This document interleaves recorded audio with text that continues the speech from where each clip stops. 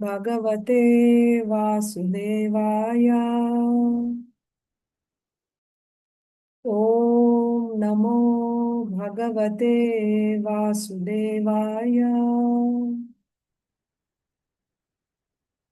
Om namo bhagavate vāsudevāya.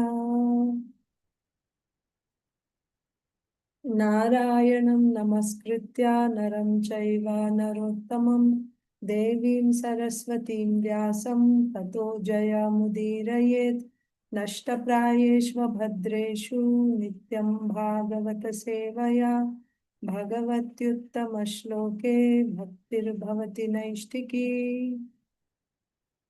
Om ajnanatirmirandhasya jnananjana salakaya चक्षुरुन्मीलितं येन तस्मै श्रीगुरवे नमः. नमो विष्णुपादाय कृष्णप्रेष्ठाय भूतले श्रीमते भक्तिवेदान्त स्वामिन्निति नामिने. नमस्ते सारस्वते देवे गौरवाणी प्रचारिणे निर्विशेषा शून्यवादी पाश्चात्य देशतारिणे. जय श्री कृष्ण चैतन्य प्रभु नित्यानंद श्री अद्वैता गदाधर श्रीवासादि गौर भक्त वृंद. हरे कृष्णा कृष्ण कृष्ण हरे हरे हरे राम राम राम हरे हरे. ग्रंथराज श्रीमद् भागवतम की जय. श्रीमद् भगवत गीता की जय. श्रील प्रभुपाद की जय. समवेत गौर भक्त वृंद की जय. Hare Krishna, dear devotees. I welcome you to today's Srimad Bhagavatam for all session. Today is July 30th. Hare Krishna. Today is July 30th, 2026. And that was the Bhagavatam. That started already. Today is July 30th, 2026, and we are in the 548th session of Srimad Bhagavatam and Bhagavad Gita online streaming. And we are reading from Srimad Bhagavatam, 10th canto, 10th chapter, the deliverance of Yamala-arjuna trees.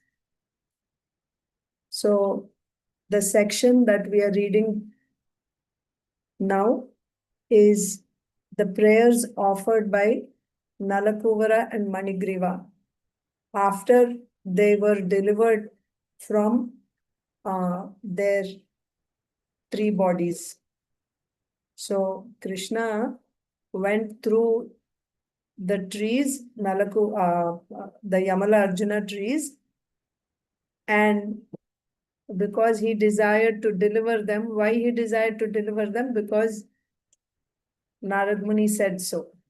So to make his devotees' words true, Narad Muni, Lord Kṛṣṇa, who is the devotee? Narad Muni. To make Narad Muni's words true, Kṛṣṇa decided to deliver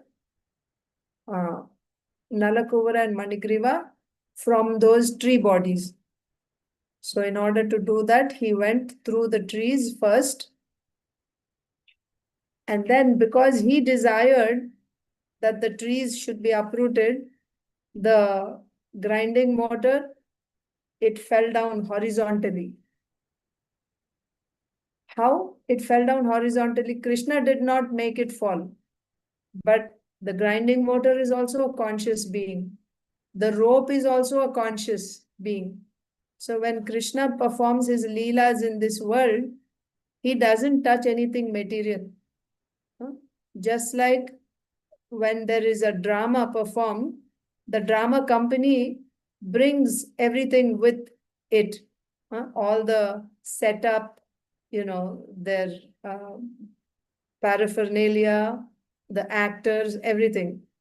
Like that, the Lord's Leela Shakti arranges everything whatever the Lord is touching, whatever the Lord is using, everything is made of Swarupa Shakti, nothing from the material world. Even though it appears that he is in this material world and he is actually here, but he doesn't touch the material world. So that grinding motor is also transcendental. The rope is also transcendental. So transcendental means they're conscious. So immediately, because the Lord wants to uproot the trees, then the grinding motor fell horizontal. And for the rope to withstand the force, right, so that the trees can be uprooted, the rope also becomes strong like that. Anyway, so the Lord pulled on the rope and both the trees got uprooted, and out came these two glowing personalities who were actually the demigods, Nalakuvara and Manigriva. And after coming out, they saw Kṛṣṇa there nearby, most beautiful. And then they wanted to offer obeisances to Kṛṣṇa. And they came forward to Kṛṣṇa and they bowed their heads, offering obeisances to Kṛṣṇa, and folding their palms, they started offering prayers. So we have covered up to text 32, the prayers that were spoken by Nalakuvara and Manigriva. So far we covered up to text 32. So in essence, first of all, what happened was that if Kṛṣṇa had asked them, because they were offering obeisances, that why you people are offering obeisances to me? I'm just a cowherd boy and you look like, you are demigods. Why you are offering obeisances to me? So in answer to that, we see text 29, where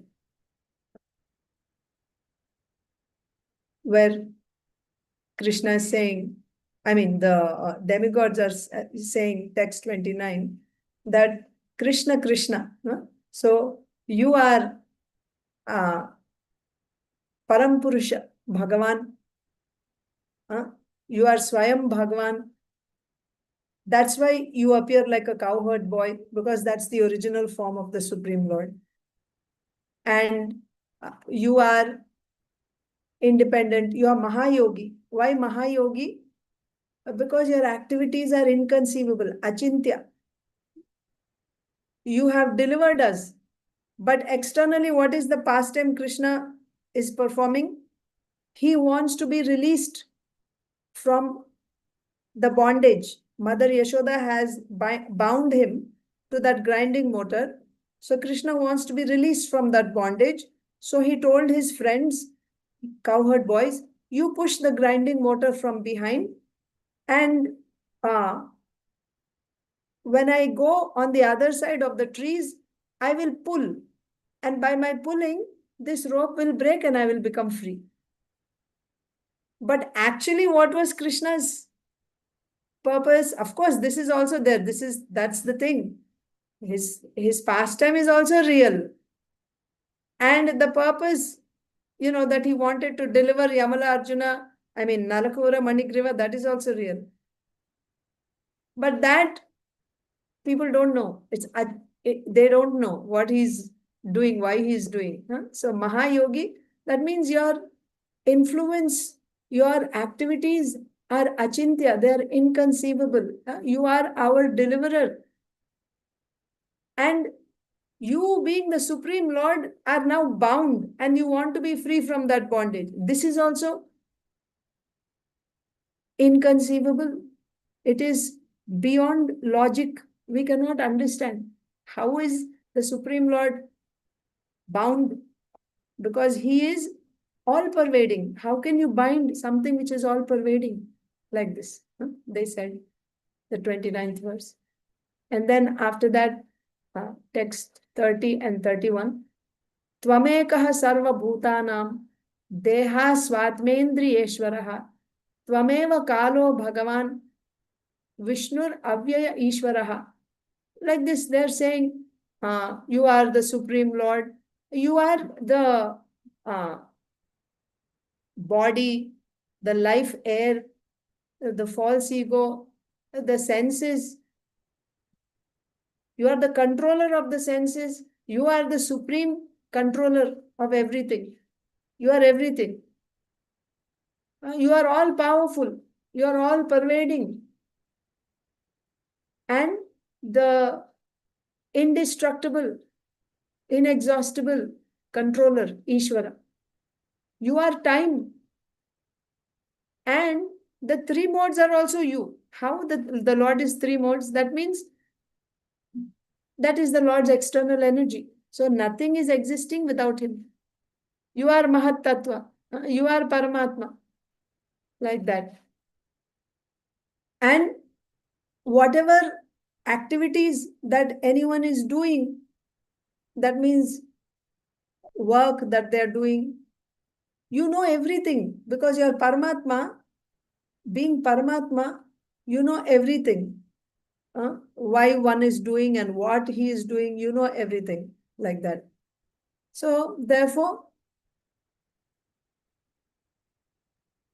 those two verses are saying that you are everything, basically, you are everything. Other than you, there is no one else who is running the whole show here. You are the cause of all causes, in other words. Like that. Adhyaksha is said. Adhyaksha means Antaryami. So then, the next one, text 32, we saw. Grihyamaṇaistvam agrahyo vikaraihi prakritaiर्गुणैः कौन विहारहति विज्ञातुं प्राक् सिद्धं गुण संवृतः. So now, after hearing text 31 and 32, where, I'm sorry, text 30 and 31, where Nalakuvara are saying that you are everything, you are all everything, whatever we are seeing and whatever we are not seeing, you are everything. So in answer, now Kṛṣṇa is saying, if I am everything, then I am this fan, I am this table, I am this pot, I am everything. I am everything, right? So then when whatever anyone sees, they should be seeing me. And when they see me, they should understand the Supreme, isn't it? If I am everything, then by seeing, they should get full knowledge about me, isn't it? Just like when you see the form of Kṛṣṇa, you understand, oh, Kṛṣṇa has a Tribhanga form and he wears a peacock feather. And you understand, you get knowledge about Kṛṣṇa when you see Kṛṣṇa. And when you hear about him, you get some knowledge. Yes, you hear Bhagavatam, Bhagavad Gita, you get some knowledge. Nalakuvara Manigriva is saying everything is Kṛṣṇa. Everything is Kṛṣṇa. That means whatever you hear is also Kṛṣṇa. Whatever you see is also Kṛṣṇa. Whatever you smell is Kṛṣṇa. It is all Kṛṣṇa, Kṛṣṇa, Kṛṣṇa. Then you should get full knowledge of Kṛṣṇa. Anything that you are hearing, anything that you are seeing, it is all Kṛṣṇa. So everyone should know, should get Bhagavad Gyanam because everything is Kṛṣṇa. And if that is so, if everyone has that knowledge of the Supreme, then, yeah, so the point is then everyone should be, delivered. Brahmavit. Brahmavit means everyone should be knowers of the absolute truth. But the fact is, it's not, isn't it? It's not like that. We don't see that everyone is in full knowledge of the absolute truth. Rather, we see that people are in ignorance. So Kṛṣṇa is saying, agar main sab kuch hu, if I am everything, then by seeing anything in this world, people should be getting knowledge about me. Then I'm also the pot, the table, the chair, I'm everything. That's me. Then by seeing anything, one should get full knowledge of me. So in answer to that, text 32, verse 32 is said that no.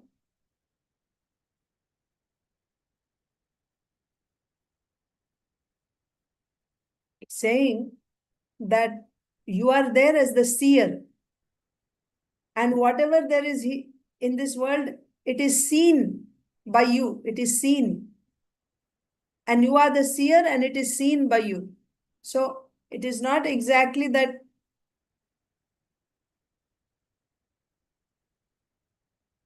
you are these things.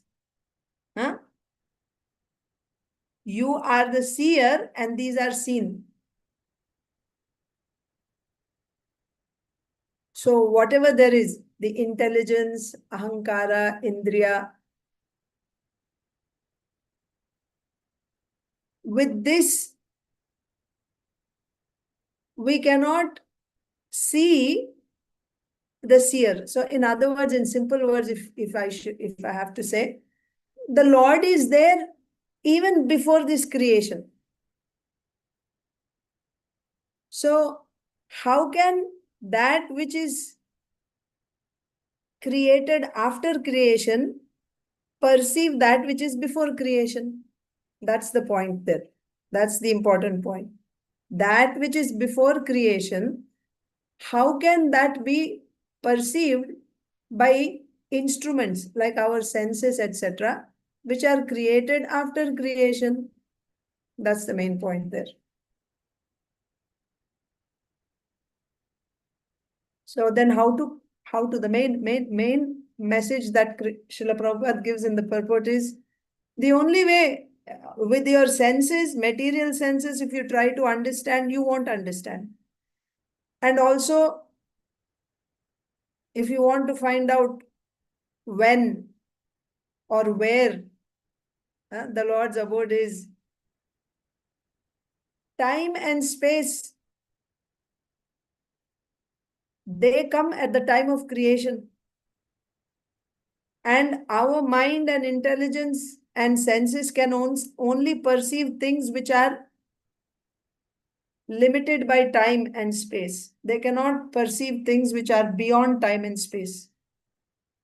Then how to understand the Supreme Lord? Sevan mukhehi jihvadav. You have to start devotional service. That's the only way to understand the Lord. Otherwise, with these senses, it's not possible.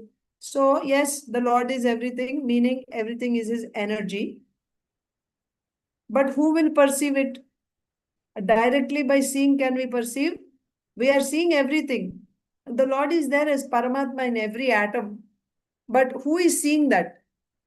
We are not seeing. So in order to see that, you have to engage in the devotional service of the Lord. By that devotional service, when he is pleased, he will reveal himself to us. That's when we can see. So that's where we stopped in the last class. Now we will continue to the next verse. So these are the prayers offered by NALAKUVARA and MANIGRIVA. Text 33. Tasmai tubhyaṁ bhagavate vāsudevāya vedhase ātma-dyota-guṇaiś channa mahimne brahmane namaha. Tasmai tubhyaṁ bhagavate vāsudevāya vedhase ātma-dyota-guṇaiś channa mahimne brahmane namaha. Tasmai tubhyaṁ bhagavate. So, tasmai.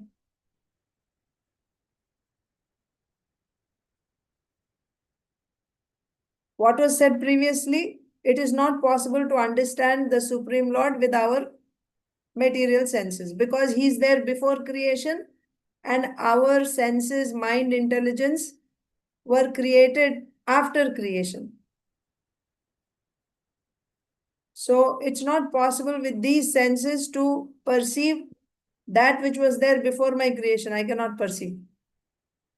So what they are saying, therefore, we are offering our obeisances unto you, tubhyaṁ, who is the Supreme Personality of Godhead. We are offering to him who is you. So when we are offering obeisances to you, remember what did Kṛṣṇa say? Kṛṣṇa said, why are you offering obeisances to me? I am just a cowherd boy. You are demigods. Why are you offering obeisances to me? Kṛṣṇa had said. So Kṛṣṇa is saying that, so they are saying, we are offering obeisances to the Supreme Lord. भगवान दुर्ज्ञेय होने के कारण वे दोनों तस्मै आदि के द्वारा केवल उन्हें प्रणाम कर रहे हैं. It's not possible to know you. That's the point here. It's not possible to know you with our senses. And you are inconceivable. You cannot be known by material senses. That's why we are offering obeisances to you.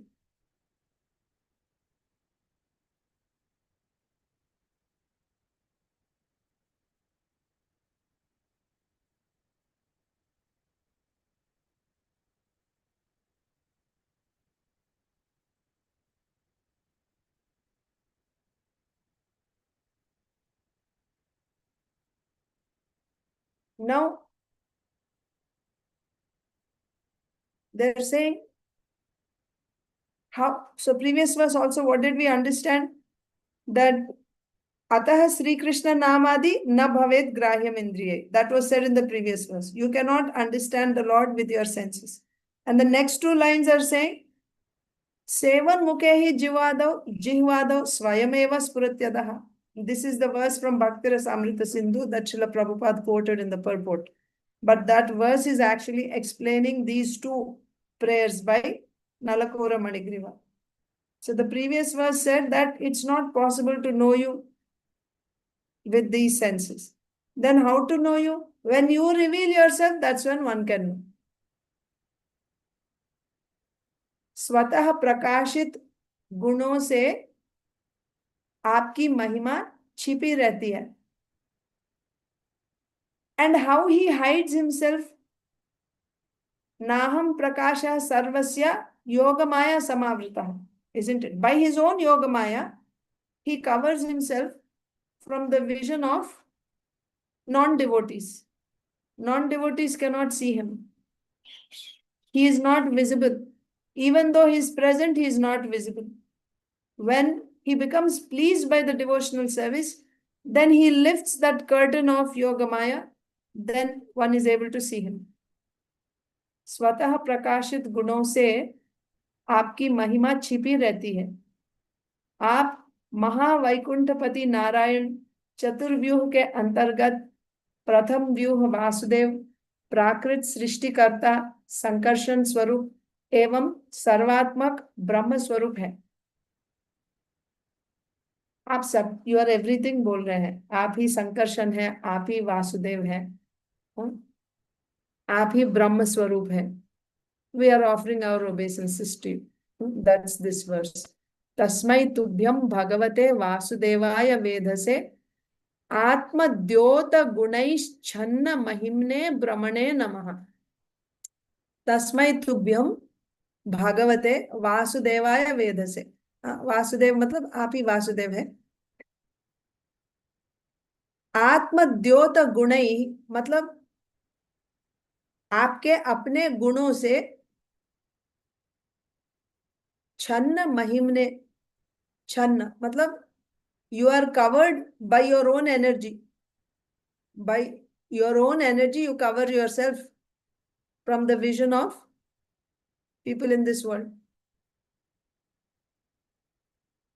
So, and here it is said bhagavate, tasmai tubhyam bhagavate. Bhagavate means भगवान नारायण जो वैकुंठ में है वो आप ही है. वासुदेव संकर्षण प्रद्युम्न जो है चतुर्व्यूह, उसमें वासुदेव आप ही है. सो वासुदेव जब बोल रहे हैं, हाँ, उसके बाद वेद से. वेद से मतलब संकर्षण, जो प्राकृत सृष्टिकर्ता संकर्षण है, वो भी आप ही है. And Brahmane Namaha. Brahmane matlab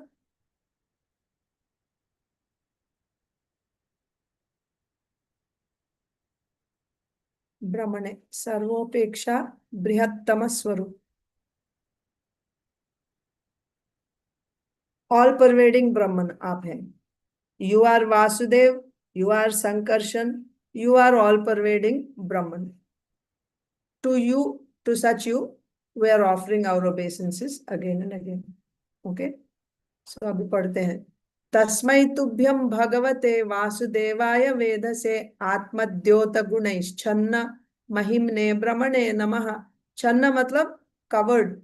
You remain hidden by ātma-dyota-guṇaiś, by the qualities coming from yourself.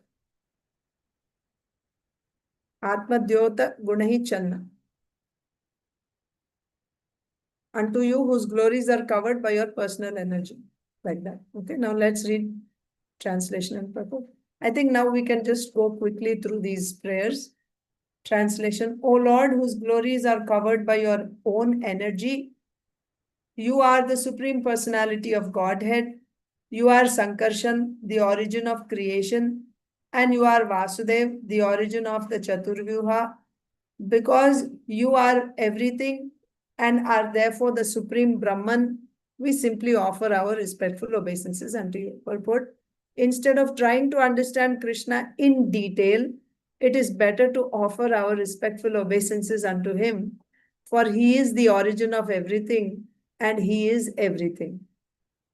He is the origin and he is everything. That means he is the beginning, he is the middle, he is the end, he is everything. Without him, even this creation, whatever we are seeing right now, nothing would exist without him. He is holding everything as Paramatma. He is entering into each and every atom as Paramatma. Water has its quality of water. Sugar has its quality of sweetness. Salt has its quality of saltiness.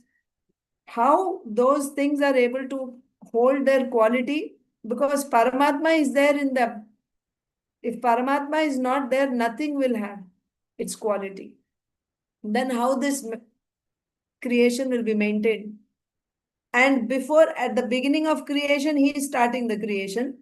And in the middle also, it is he who is holding up this creation. And finally, it is he who is going to annihilate also.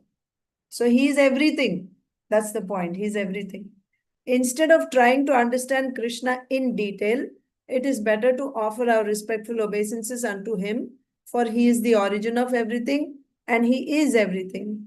Because we are covered by the material modes of nature, he is very difficult for us to understand unless he reveals himself to us.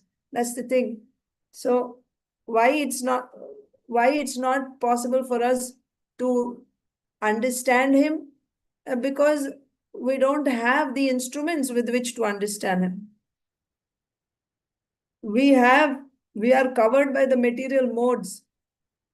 Our instruments, our senses, mind, intelligence are all made of the material modes. With the material modes, you cannot reach him, you cannot perceive him. So it is difficult, very difficult for us to understand. But then how? By his mercy. By his mercy, when he reveals himself, that's when we can understand him. But then how will he reveal himself? When this is his system, this is his rule. When will he reveal himself? When he is pleased by our devotional service, then he will reveal himself to us. When he is pleased by our devotional service, he will reveal himself. Until and unless he reveals himself, we cannot see him or understand him. Then what should we do? Where should we invest our energy? With our material mind, intelligence, and senses, should we try to see him, understand him, everything about him in detail, all about the spiritual world and everything we want to understand? Should we put our energy there, or should we use our energy in rendering devotional service to him? Because it is only by devotional service that he becomes pleased, and when he is pleased, he will reveal himself. You cannot see him, you cannot know him until and unless he reveals himself. And he will reveal himself being pleased by devotional service. So therefore, render devotional service. And Sri Chaitanya Mahaprabhu has come specifically to give us this Hare Krishna Mahamantra for this age.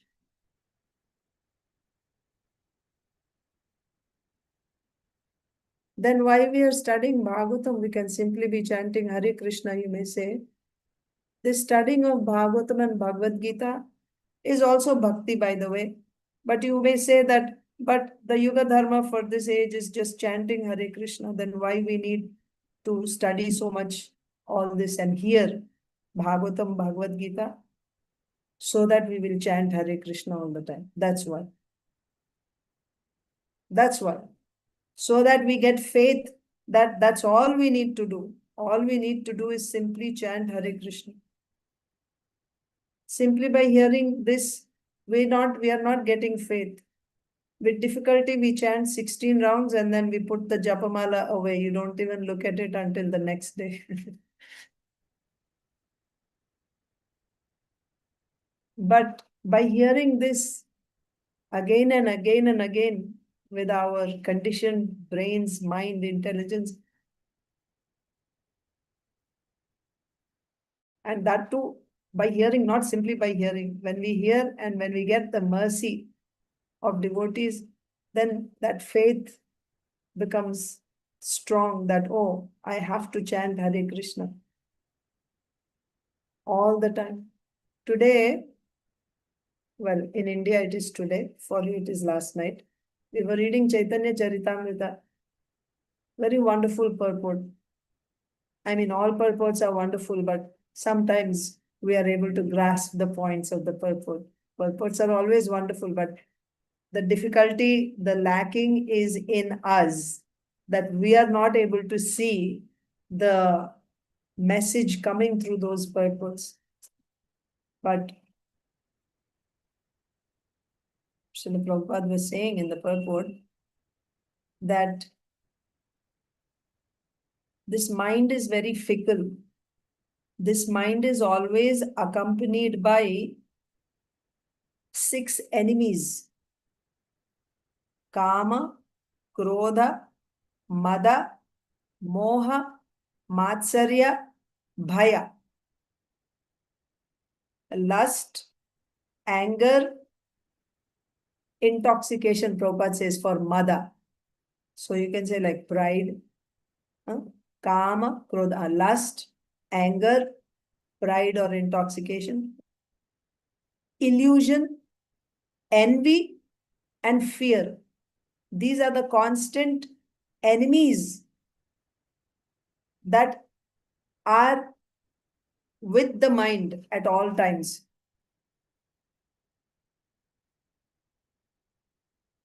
And next comes the powerful statement.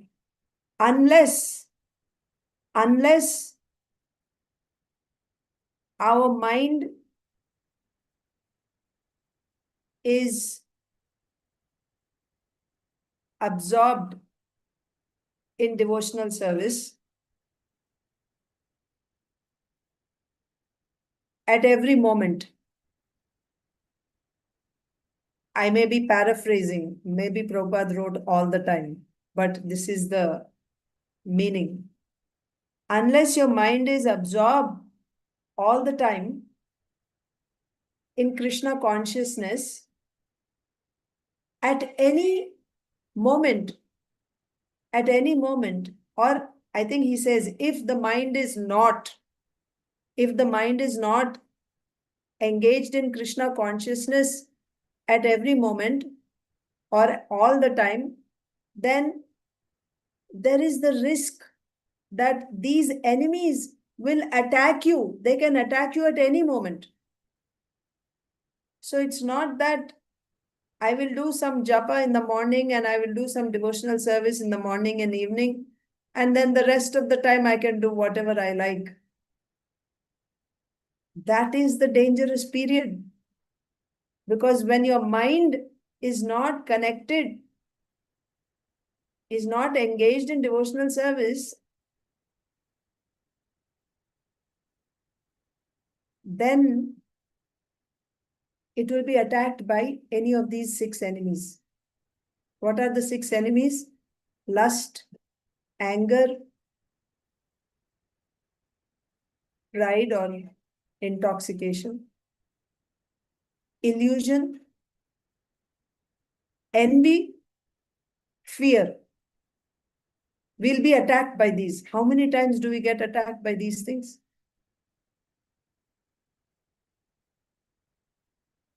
And then Srila Prabhupada says, the best way to control your mind is to chant Hare Krishna.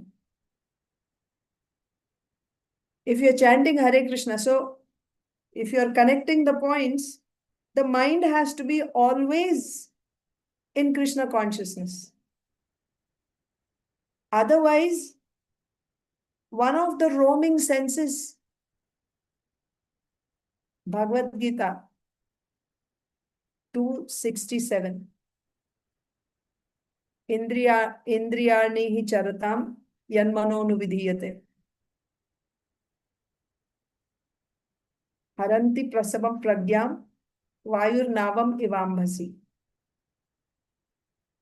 Even one of the roaming senses can drag the mind away from Krishna consciousness. Srila Prabhupada says to this extent that your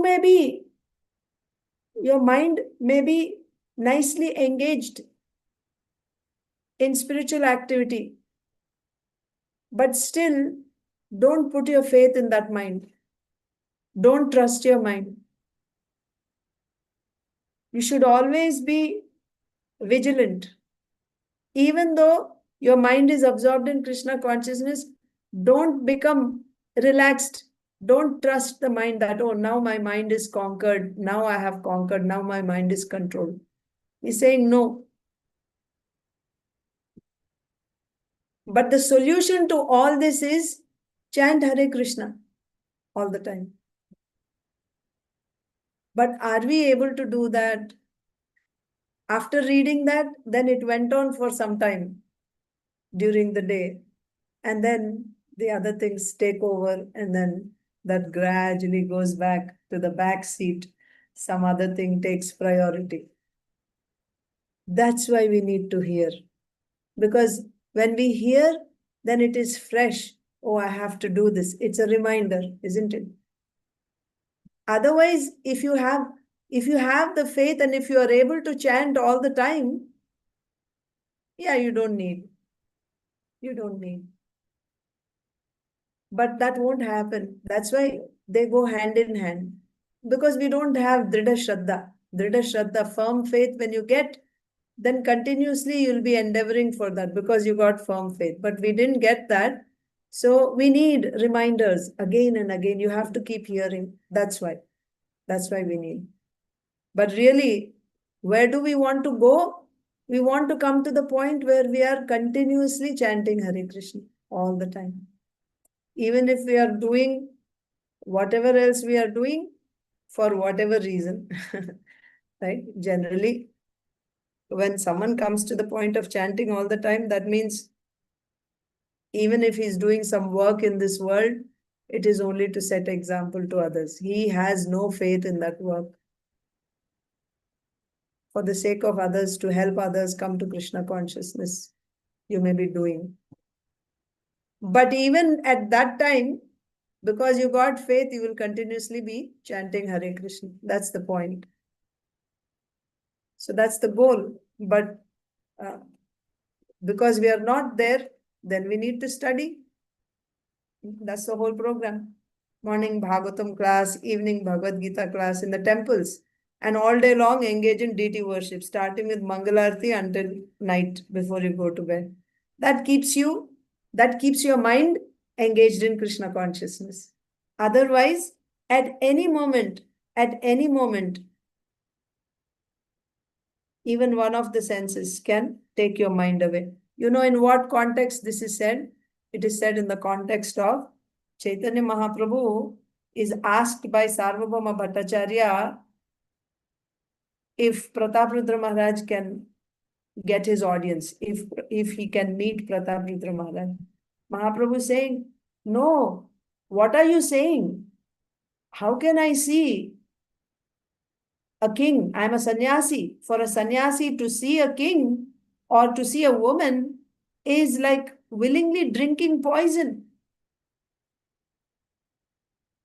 Then Sarvabhauma Bhattacharya said, yes, whatever you're saying is right, but he's a devotee, he's a pure devotee.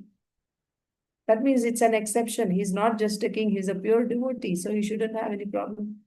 You know what Chaitanya Mahaprabhu said? Chaitanya Mahaprabhu said, he may be a great devotee, but still he's a king. The very form of a king is like a black serpent. That means deadly for a sannyasi. And he says, just like a wooden form of a woman. If you touch the wooden form of a woman, a man, if he touches the wooden form of a woman, what happens? He will get sexual agitation. Even if the form it's not a real woman, it's just a wooden form. Similarly, even though he's a devotee, because he's a king, sannyasi has to be very, very careful. So in that context, Srila Prabhupada is giving this purport. That means don't leave your mind at any time. Leaving your mind means how do you control your mind? Mind is directly connected with your senses and with the intelligence too. So from both sides, you have to put pressure on that mind. From the senses side, engage your senses in direct devotional activities, Kṛṣṇa conscious activities. And from the intelligence side, feed it Shastra, Bhakti Shastras from Bhagavad Gita, Bhagavatam. Intelligence from Shastra. So by this, keep your mind always engaged in Kṛṣṇa consciousness. Otherwise, if you relax, then these 6 enemies are ready. Always ready to attack. As soon as they find some gap, they will capture. Lust, anger, pride, illusion, envy, fear. We will be attacked by these.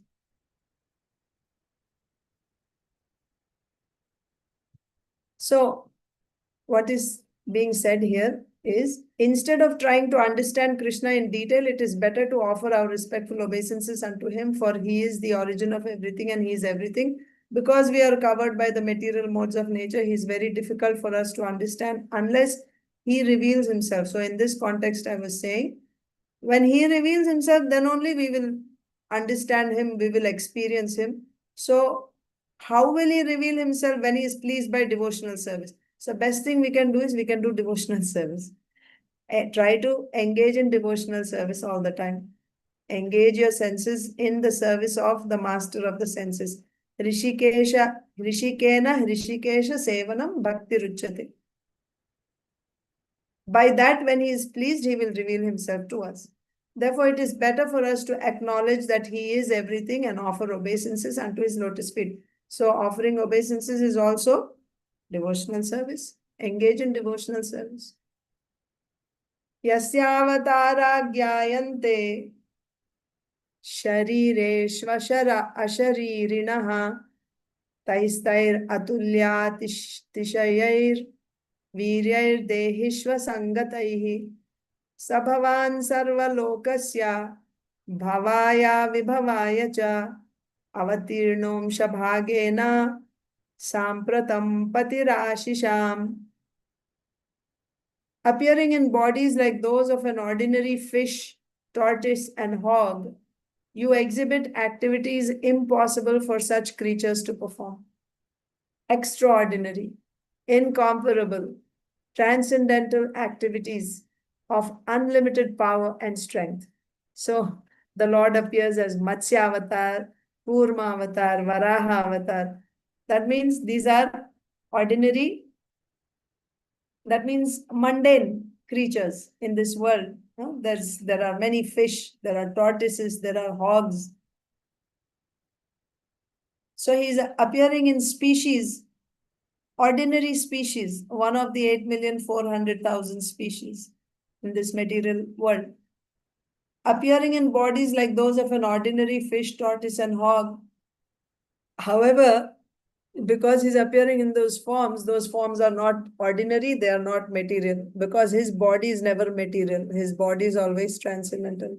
Varaha Bhagavan, Kurma Avatar, Matsya Avatar. Bhagavan is the Supreme Lord.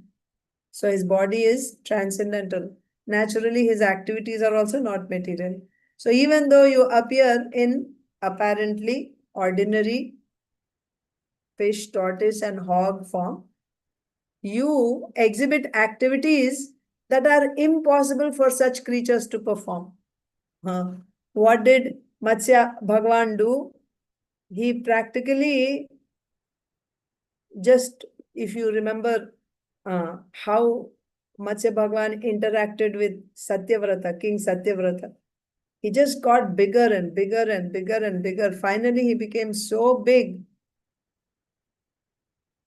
that the king understood this is the Supreme Lord. And then the purpose was, he actually told the king to put all the Vedas in a boat, and that he would carry during Pralaya. When everything else is destroyed, the Lord would protect the Vedas.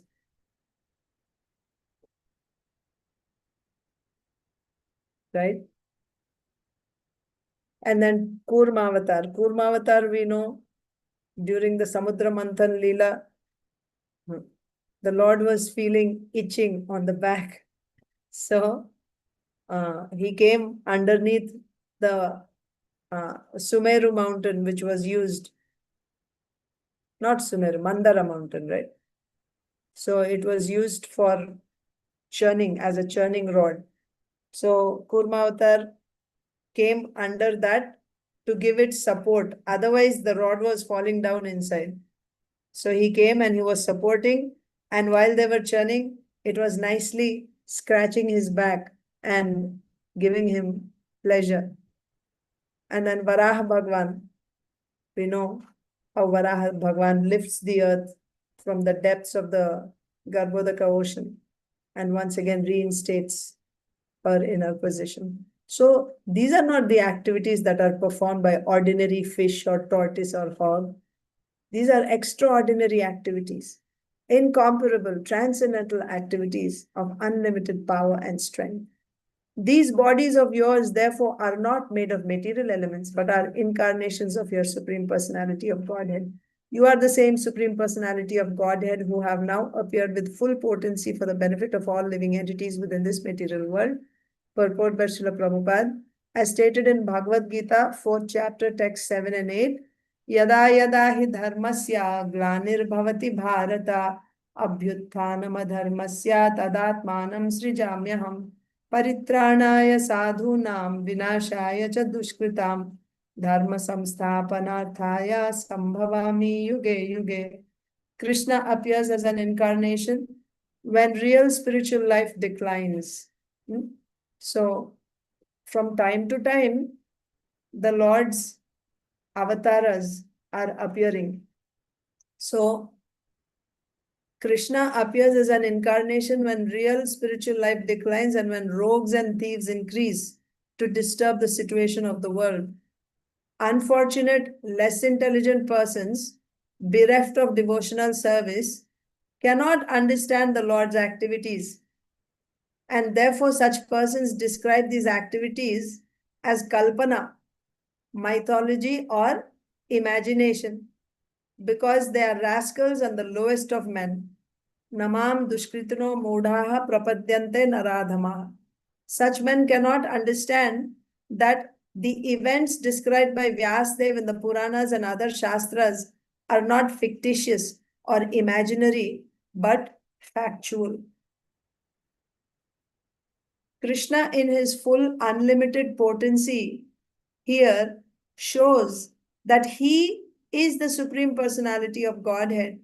For although the two trees were so large and sturdy that even many elephants could not move them, Kṛṣṇa as a child exhibited such extraordinary strength that they fell down with a great sound. From the very beginning, by killing Putana, Shakatasur, and Trinavartasur, by causing the trees to fall, and by showing the entire universe within his mouth, Kṛṣṇa proved that he is the Supreme Personality of Godhead. The lowest of men, mūḍhas, because of sinful activities, cannot understand this, but devotees can accept it without a doubt. Thus, the position of a devotee is different from that of a non-devotee. So, why this discussion that devotees have no problem understanding the Lord and non-devotees don't understand? Here, because the Lord is, this is the prayer, right? They're saying that even though you appear in fish, tortoise, or hog form, actually you are not ordinary fish or tortoise or hog. Rather, you are transcendental. Your activities are inconceivable. They are extraordinary. That means your body in these different forms, they are not material bodies. Rather, they are transcendental.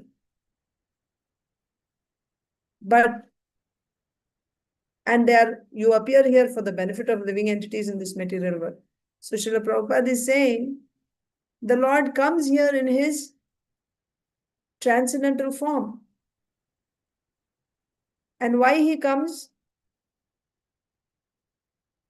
So these are scheduled incarnations. You should understand. Yes, the Lord's appearance is scheduled. You see, the nature of this material world is it is full of darkness. That's the nature of material world. And also, as time passes, things start dwindling. Isn't it? As time passes, things start dwindling. Anything you see, you take a fruit and keep it outside. As time passes, it will start rotting. You take our bodies, as time passes, this body also starts dwindling. It becomes old, isn't it? You take your house, your building, over the, as time passes, it becomes dilapidated. Old buildings. So that's the nature of this world. That's why from time to time, there are scheduled incarnations. Even if you see Satya Yuga, Treta Yuga, Dwapar Yuga, Kali Yuga, in that also there is decline in dharma. First is Satya Yuga, then Treta, then Dwapar, then Kali. There is decline of dharma gradually as time passes. Kali Yuga is bottom of the barrel. That means the most degraded people are here now. The time is very bad. That's the situation. But there is one wonderful advantage of Kali Yuga. Simply by Sankirtan, chanting Hare Krishna, you can get perfection. By the mercy of Sri Chaitanya Mahaprabhu, you can even get, this is special, this particular Kali Yuga, because of Chaitanya Mahaprabhu's appearance. You can get the highest Krishna Prema. Simply by chanting Hare Krishna, you can get Vraja Prema.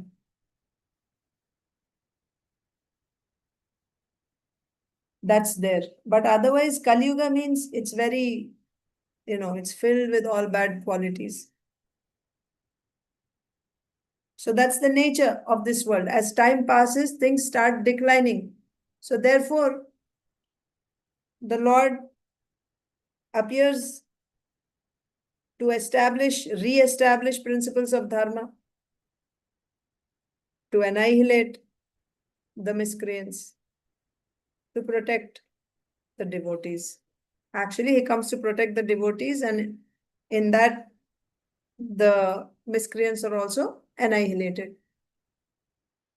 But when the Lord comes, he's coming in his original transcendental form, but people in this world, who are non-devotees, who are envious of the Lord, they describe the Lord and his activities as imagination.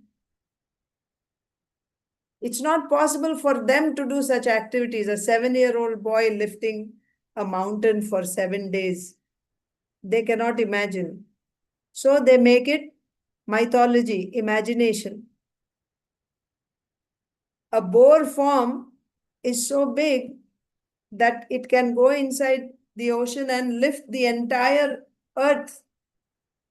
That sounds like a fairy tale to them, like a fantasy story. But these are all facts. Why they are calling it kalpanā, mythology and imagination?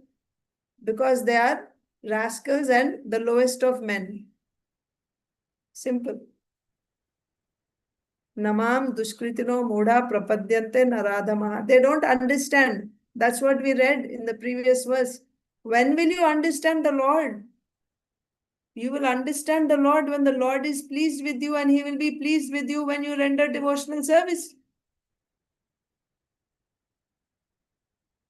If they are not understanding and if they are thinking, so as devotees, we shouldn't try to think from the non-devotees' perspective. That's what has been happening. We think that, oh, if we talk about Varahadev's pastimes, people will not understand it, so we won't talk about it. My point is, how much are you convinced about this pastime? Why should you feel ashamed? Why do you think that it sounds so,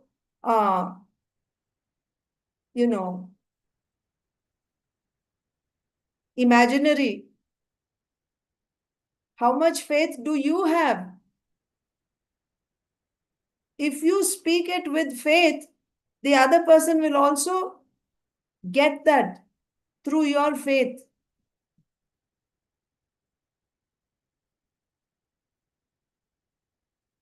Because if you simply try to speak in a nice way, soon you will see yourself speaking some other philosophy. Then you'll try to find similarities between their faith and our faith, and then you are good, I am good, we are all good. That type of thing will come. So you should speak firmly with full faith. You don't have to feel shy. This is a fact. This is a truth. Who will get this faith? You'll get that faith by the mercy of a devotee. Of course, absolutely. But along with that, you are hearing from Shastra again and again. Mercy comes like that also. First you get mercy from the devotee, but by hearing from Shastra again and again and again, and then after hearing, contemplating on that. So you have to do some hard work from your side. You have to do also some hard work from your side. Contemplate on that. How it is so. These are not stories. Then what is the difference between devotees and non-devotees? If we also think, it's just nice story and finished. No, this is reality.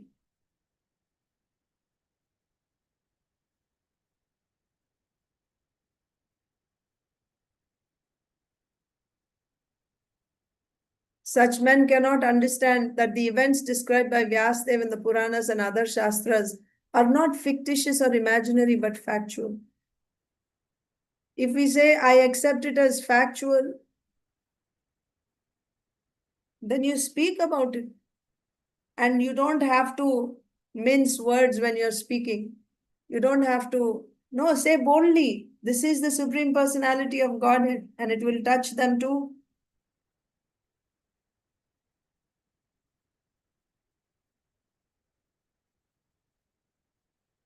Okay. The lowest of men, mūḍhas, because of sinful activities, cannot understand. Yes. Why they cannot understand? Because of sinful activities.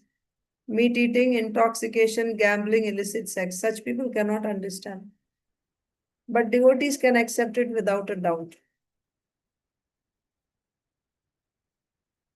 Thus, the position of a devotee is different from that of a non-devotee. Okay?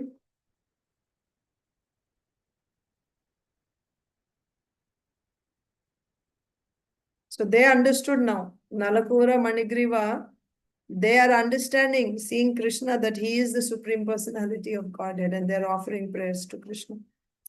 So we will read the remaining tomorrow. Let's read Bhagavad Gita now. We are reading from the 15th chapter of Bhagavad Gita. Last session, we read text 9. Today we'll read text 10.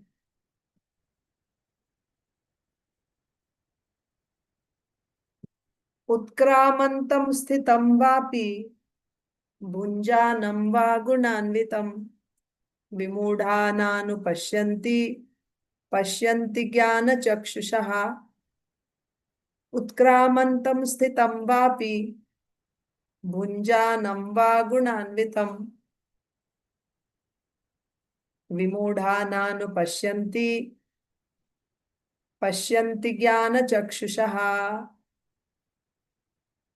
So you remember the context, what is going on. We are talking about, or Kṛṣṇa is talking about, these living entities are my parts and parcels.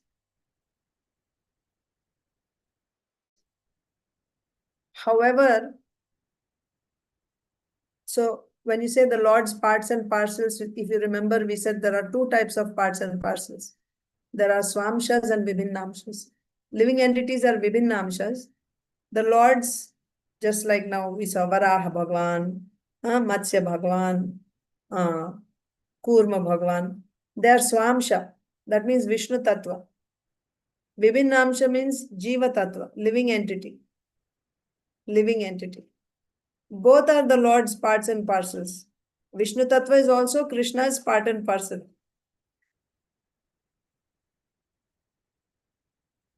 Okay? But there's a difference between both these amshas. That's what is being said. Jiva Bhuta Sanatana. This Jiva, he is also Sanatana. But what is the difference? The living entity is controlled by the external energy. Prakriti sthani karshati. He is struggling with his senses. But when the Supreme Lord or his swamshas, when they come, they are never touched by the external energy. Their function is, or his function is always in his internal energy, not in the external energy. Maya, Mahamaya can never capture the Supreme Personality of Godhead. So that's the difference.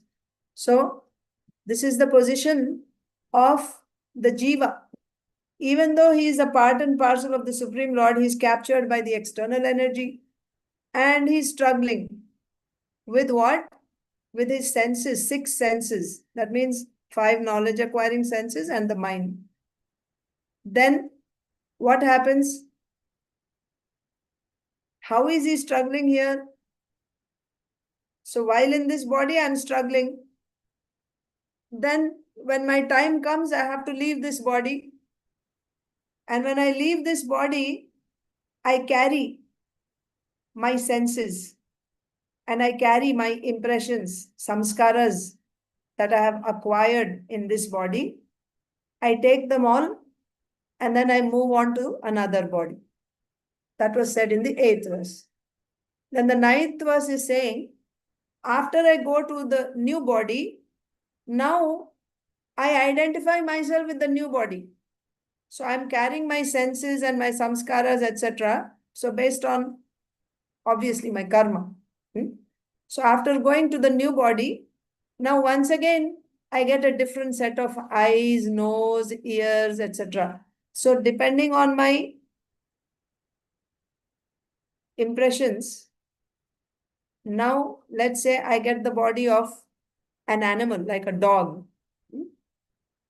So now what happens is, in the dog's body, certain samskaras are awakened in that body. I was a human being before. Now I got the body of a dog. So some senses become more active. Because in dog's body, those senses are very active. For example, dogs can hear. Yes, they can hear sounds that are, you know, very low. They can hear infrasonic sounds. They can hear, dogs. That means their hearing sense, smelling also is very strong, like that. And others are not as powerful, like their intelligence, memory is not as developed as human beings. So that means when you take on a new body, you get new. That means according to that body, you get those parts, right? Senses, etc. That was said. And then you start enjoying again in that body. Now we are in the 10th verse. What is this 10th verse saying? After you get this new body, so in this way, the living entity is transmigrating from one body to another body. First he quits one body, then he accepts another body. Again he quits that body and he accepts another body, like that. Utkramantam. Utkramantam means quitting the body. Sthitam means being situated in one body. Or bhunjanam means enjoying under the spell of the modes, enjoying under the spell of modes. That means when he's quitting a body, when he's situated in a particular body, or when he's enjoying a particular body or through a particular body. All this is being done under the influence of the modes. Vimudha, see, not just mudha, vimudha. That means especially mudha, rascal. One who's covered by avidya. Na anupashyanti, he cannot see what's going on. That I am a spirit soul and I'm quitting this body and now I'm going to, or I'm accepting another body. How I am situated in this body, or how I am enjoying through this body. A vimudha cannot see all this. He cannot see all this. Pashyanti jnana chakshushaha. Only those who have jnana chakshu. Jnana chakshu means eyes of knowledge. They can see. But one who is vimudha, who is ignorant, he cannot see. He just goes on, life goes on. Wake up in the morning and then do your routine, whatever, and then enjoy whatever, right? Enjoy or suffer. Again, the day is over, again next day, and again the day is over. It goes on like this. But he cannot see what's going on.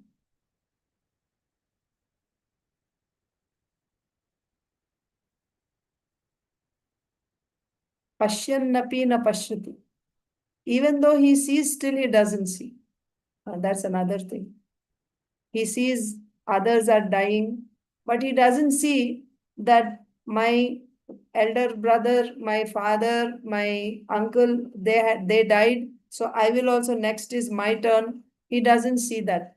You see, he doesn't see that. I also have to die. My death is coming. What should I do?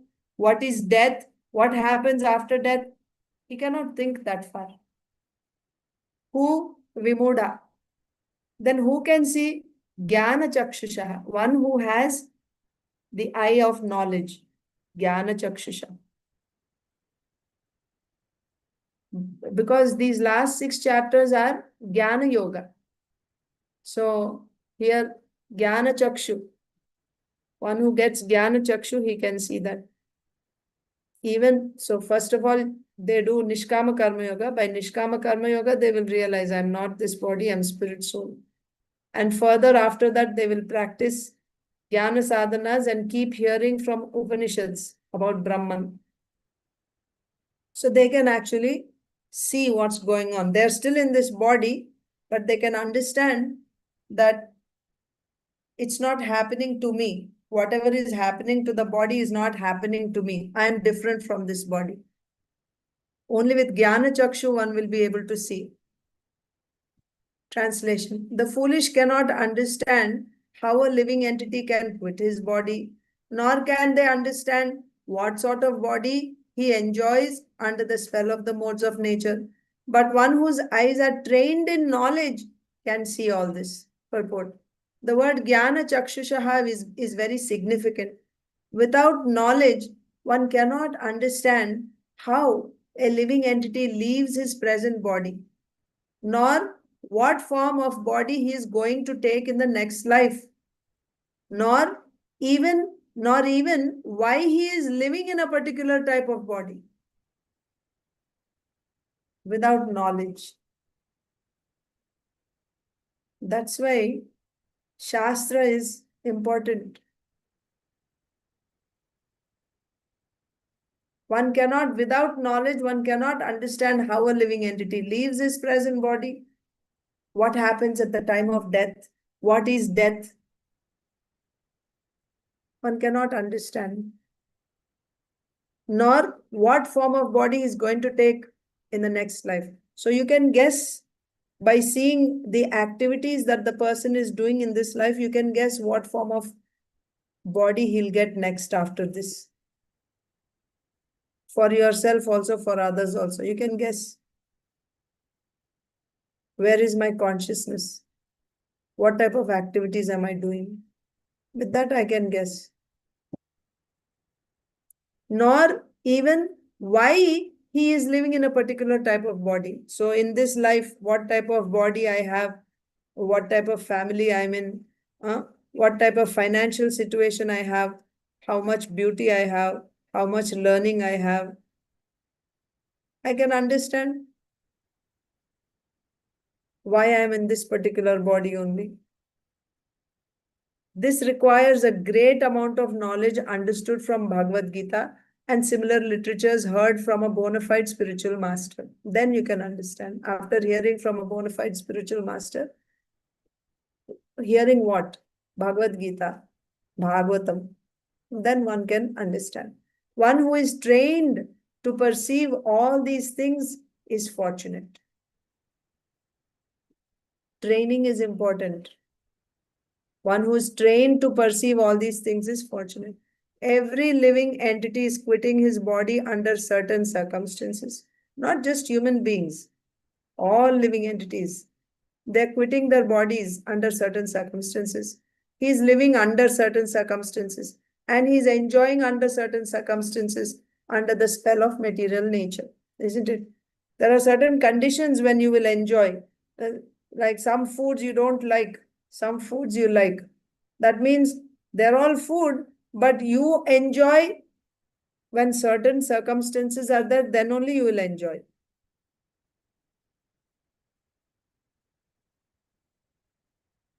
Similarly, you will quit your body under certain circumstances. You are living now under certain circumstances. But this is all being carried out by the material nature. As a result, he is suffering different kinds of happiness and distress. Yes? So enjoyment or suffering.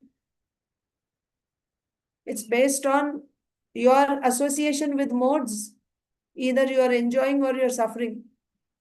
Persons who are everlastingly fooled by lust and desire, everlastingly fooled by lust and desire, lose all power to understand their change of body and their stay in a particular body.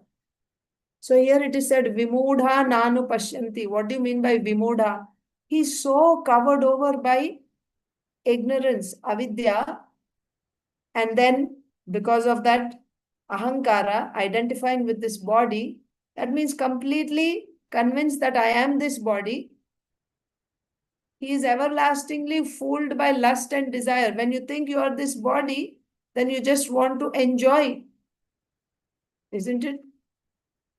Everlastingly fooled by lust and desire. Such people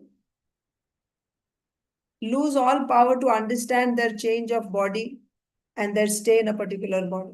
Bhogaishvarya prasaktanam taya pahrita chetasam. Vyavasayatmika buddhi samadhavna vidhiyata. They will not get determination for spiritual life. They will not understand. Who? Bhogaishvarya prasaktanam taya pahrita chetasam. Who are enamored by bhoga, aishwarya, enjoyment, sense enjoyment, and material opulence.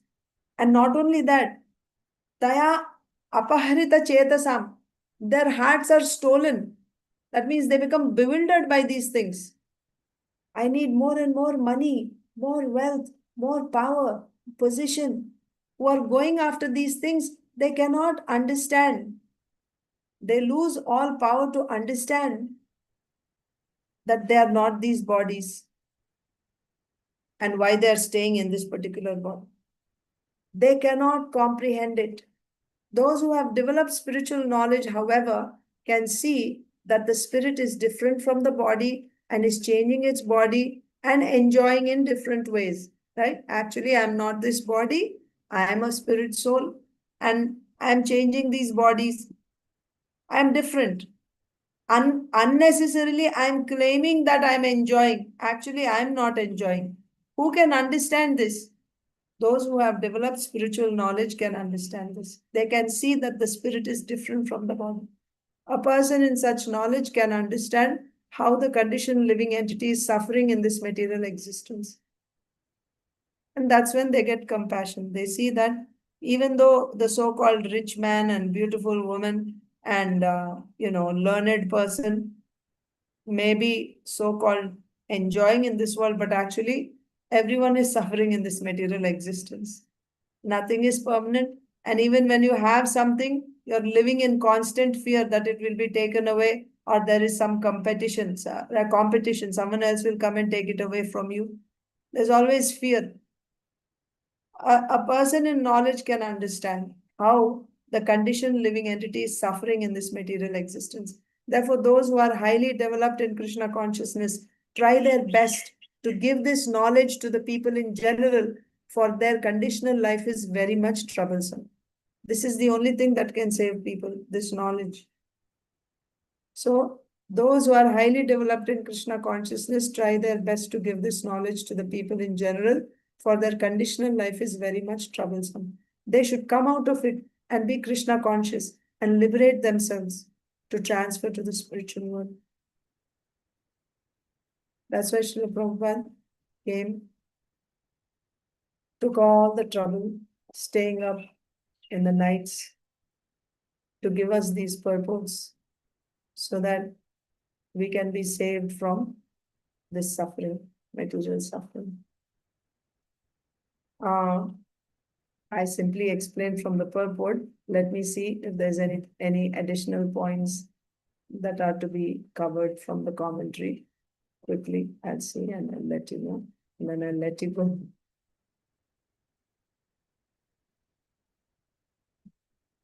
So the verse is saying the foolish cannot understand how a living entity can quit his body, nor can they understand what sort of body he enjoys under the spell of the modes of nature. But one whose eyes are trained in knowledge can see all this.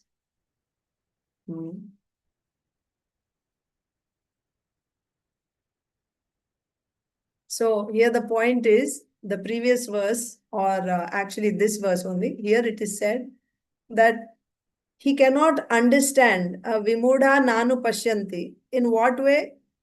Because he thinks that this body is my permanent situation. That is his not seeing what's going on. He is thinking that this is my first body, this is my last body, this is my only body, this is my permanent body, this is my permanent situation. That is why you see here in stories, and they lived happily ever after. That is his dream, that in this life he will live forever. That's what he's thinking. This is the idea of a vimuda. Just like when you move to a new house, you think, now I'm going to live here forever. You like this house, and this is your last, and this is your permanent house. But unfortunately, the living entity doesn't know this vimuda, living entity covered by avidya and then ahankara. He doesn't realize that in front of my eyes, I see that people have to vacate, right? And his family members are dying. They are kicked out of the bodies, kicked out of homes. Still, he thinks his body is permanent, his house is permanent. So in Bhagavatam, 2nd canto, 1st chapter, text 4, Deha patya kalatradishu ātma-sainyeshu asatsu api tesham pramatto nidhanam pashyannapi na pashyati. He's thinking that his family members are his soldiers, his warriors that are going to protect him. His body, his wealth, his wife, etc., his relatives, they are his sainya, his soldiers that are going to protect him. But right in front of his eyes, he sees that his army on which he was depending, they are all dying in the hands of time. He's seeing that, still he doesn't see. Pashyannapi na pashyati. Even though he's seeing, he's not seeing. That means he remains as if he didn't see. That means he sees others dying, but he doesn't think that I also have to die one day. He forgets this. And he thinks this is my family, my body, my country.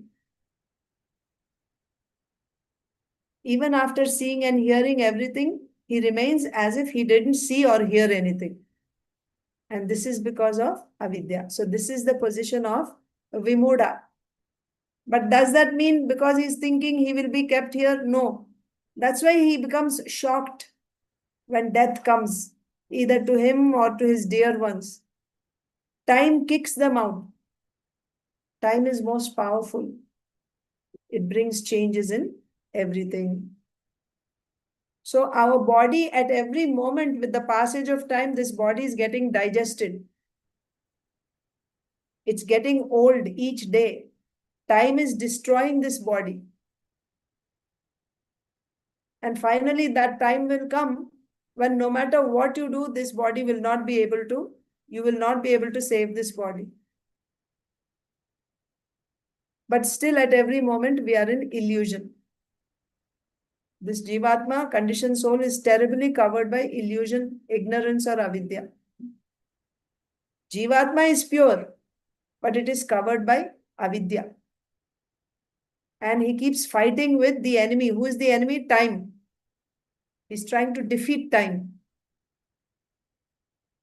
And he's fighting the enemy with his soldiers, namely his wife, his wealth, his relatives, his children. He's fighting with time and thinking and hoping that he will win over the enemy. But time is that enemy which cannot be defeated, and it does not spare anyone. Time defeats everyone. But we are not able to see this. We see how time is defeating others. Still, we make big plans of living in this body. We make many endeavors, but finally there will be only defeat. We have to leave. We have to change the body once again, like we did in the past. Once again, there will be a new kingdom, new soldiers, new army. That means family members, community, etc. Once again, the fight will start. You'll be fighting with time. Once again, you'll be knocked down. And this goes on. And it has been going on, we don't know for how long. Still, he will not realize this. Even though he went through it so many times, he's tossed away in the waves of this ocean of samsara. Samsara means repeated birth and death. He's being tossed in this. But he cannot see. When will he be able to see? When he is saved by someone who is not in this samsara. When someone who is outside this samsara extends his hand to us, right? Extends his helping hand, then we can be pulled out. Then we can see what's going on. We can see how I'm living in this body, how I'm quitting this body, and how I'm so-called enjoying under the spell of the modes. Otherwise, we cannot see. And there is no end to it. It just goes on and on and on. That's why Nitya Baddha. Nitya Baddha means eternally conditioned. This conditioned Jivatma gets carried away in the flow of samsara until a liberated soul extends his hand. So those are sadhus. Sadhus means transcendentalists, whether a jnani, yogi, or bhakta. So whoever gives you, whichever sadhu gives you kripa, that's the path you will take to. And then you will understand, I am not this body. I am not this material body. But I am Aham Brahmasmi. Right? I'm spirit soul. I'm spiritual. I'm not this body. But that also, you will be able to accept that I'm not this body. Theoretically, you are able to accept by you get that faith. But for you to actually realize it, then you have to practice Nishkama Karma Yoga in Jnana Marga. And in Bhakti Yoga, you have to do Bhakti. Then you will actually realize that,